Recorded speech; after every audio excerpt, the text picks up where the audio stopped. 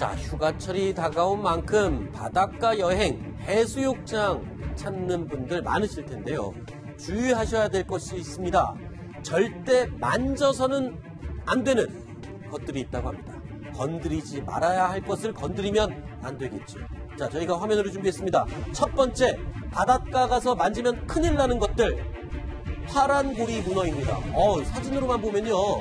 아주 파란 고리 무늬가 있는 예쁜 문어입니다. 심지어 문어는 맛있어 보이기까지 하는데 눈으로 보니까 예쁘기까지 합니다. 근데 이게 엄청나게 무서운 거라면서요.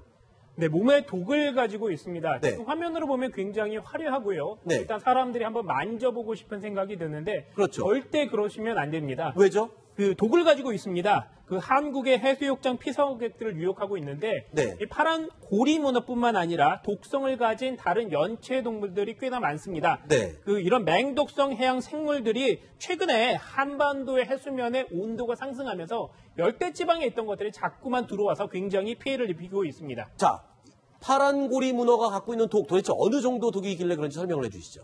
파란 고리 문어는 약 10cm 10cm는 요만하네요. 거의 네, 낙지만한 거네요. 네, 굉장히 작습니다. 문어, 조그만 문어, 네. 쭈꾸미 정도 크기가 되겠는데요. 근데도 문어군요. 네, 그렇습니다. 그런데 이 문어가 우리가 보고에 들어가는 독성 물질인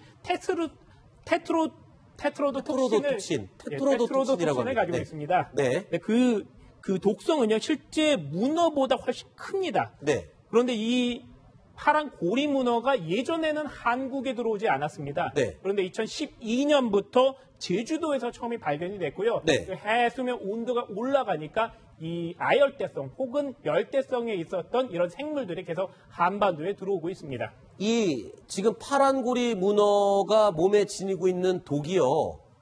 청산가리보다 100배나 위험한 보거독과 같다고 합니다. 그런데 이 보거독은 차라리 이 뱃속에 있기 때문에 배를 가르지 않는 한은 접할 수가 없는데 이 파란 고리 문어는요. 이 독을 뿜는다고 합니다. 그러니까 몸에서 이 만지게 되면 그 독을 접하게 되고 아주 위험할 수 있기 때문에 굉장히 조심하셔야 됩니다. 심지어 이 바닷가에 가서 이 파란 고리 문어를 보고 예뻐서 만지려고 했던 실제 사람이 있습니다. 그 사례를 저희가 찾아봤는데요. 이렇게 얘기했습니다. 호미로 문어 머리를 건드리자 파란 빛을 반짝이면서 경계태세를 보였다. 그러니까 몸에 독을 잔뜩 품은 겁니다. 바닷가 가서요. 절대 예쁜 문어라고 해서 건드리시면 절대 안 될 것 같습니다. 자, 그런데 이 파란 고리 문어 아까 이유정 기자가 설명했는데 원래 우리나라에 없던 건데 어쩌다가 이렇게 들어왔을까? 저희가 전문가에게 문의를 해봤습니다. 탑10 팀에게 이런 대답이 들어왔습니다. 들어보시죠. 파란고리 문어는 열대해역, 그러니까 일본 오키나와라든가 필리핀, 오스트레일리아 열대해역에 주로 서식하는 문어의 종류인데 2012년도 제주도 북동부 해역에서 최초로 발견이 됐었고 올해 6월 달에는 거제도 해역에서도 발견이 되었었습니다. 이번에는 울산 해역에서 또다시 발견이 됐었는데 제주도 해역에서는 전 연안에 지금 서식을 하고 있고 거제도 그리고 울산까지 국산 경로를 지금 가지고 있습니다. 잔류수가 이동에는 해역을 따라서 같이 편승해서 유입돼서 연안으로 서식을 하고 있는 것으로 그렇게 보고 있습니다. 일반 사람들이 무릎까지 올 수 있는 이런 조간대 해역들, 이런 연안에서 조개잡이라든가 아니면 고등잡이를 할 수 있는 그런 갯바위, 조간대 해역들 이런 쪽에서도 많이 출현을 하고 있고. 잘 들으셨죠? 지금 제주도 지역은 전 해역에 지금 이 파란 고리 문어가 서식을 하고 있답니다. 올여름 제주도 가시는 분들은 이 파란 고리 문어 각별히 조심하십시오. 또 하나 알아야 될 것이 있죠. 만에 하나 파란 고리 문어의 독에 노출이 됐다. 그러면 어떻게 해야 되는지 알려드리겠습니다. 전문가 얘기 들어보시죠.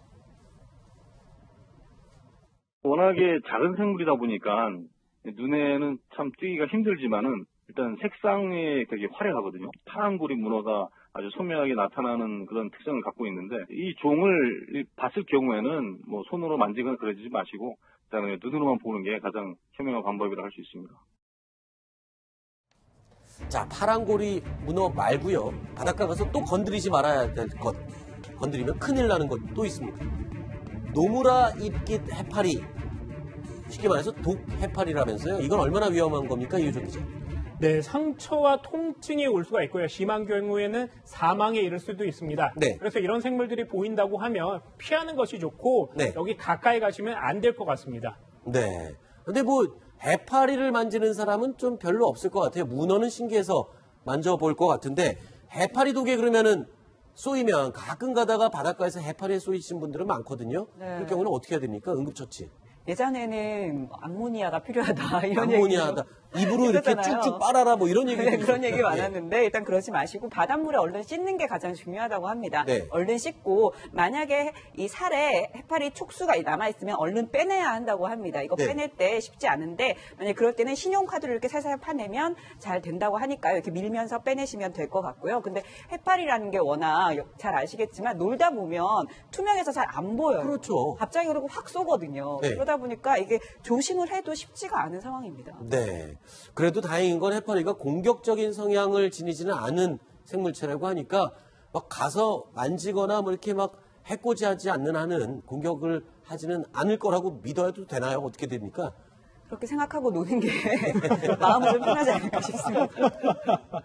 알겠습니다. 자, 그리고 마지막으로 저희가 해수욕장 또 바닷가 가서 건드리면 큰일 나는 세 번째 준비했습니다.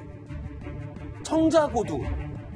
이것도 예쁘게 생겼어요. 껍데기가 아주 예쁘게 생겼고 만에 하나 얕은 곳에서 이렇게 스노클링을 하다가 이 청자고둥을 본다면 글쎄요. 저 같아도 이거 한번 만져보거나 아니면 껍데기 예쁘니까 주워가고 싶은 마음에 손을 댈 것 같은데 이거 건드렸다가 큰일 난다면서요.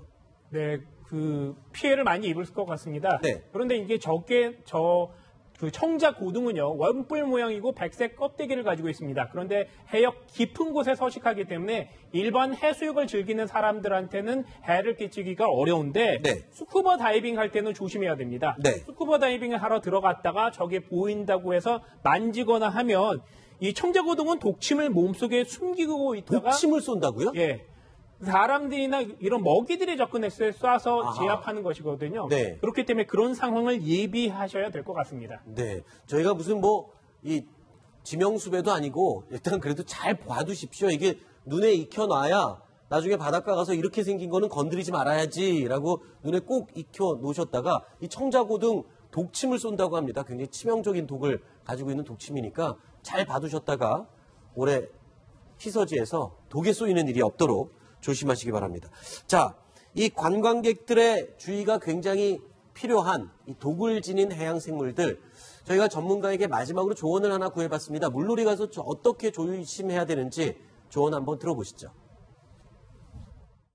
여름철에는 물놀이도 많이 하는 시기라서 유해생물에 대한 노출이 상당히 가능성이 있는 시기이기 때문에 가장 우선적으로는 피하는 게 가장 좋고 노출되거나 물렸을 경우에는 119에 도움을 요청을 받고 증상이 심해질 경우는 빨리 병원으로 이송을 해서 치료를 받는 게 가장 좋은 방법이라고 할 수 있겠습니다. 일단 독에 노출되지 않도록 아무거나 만지지 않는 게 제일 중요할 것 같습니다. 자, 다음 10번째 소식 남았습니다. 9번째 이야기까지는 소정섭 편집장님 얘기는 여기까지 듣도록 하겠습니다. 오늘 말씀 고맙습니다. 고맙습니다.